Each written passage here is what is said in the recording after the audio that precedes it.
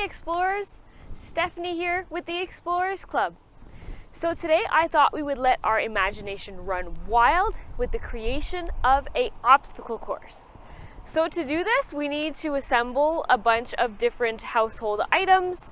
It can be anything from a foldable table, pieces of wood, pieces of wood for the fire, even some recycling bins, some milk crates, old cardboard boxes, pretty much anything that you can find in your garage or in your home. And then we just need to assemble them in an obstacle course. So for this obstacle course, we want to explore and develop different aspects of our physical self. So, stepping over things, balancing on things, going under, going over, going around, all sorts of different movements. So we need to just make sure to cater this obstacle course to the age group that we're working with.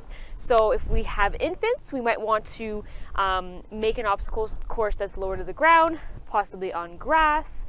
We can use pillow cushions from our outdoor patio set, let's say, things that they can crawl over or under, and keep it kind of simple that way. If we have little ones that are just learning to walk and that are kind of exploring that as well, same idea, cater it to their skill level, like where they are at in their development. And then of course, if we have older little ones that are 3, 4, 5 years old that are more agile, then we can make it a little bit more challenging.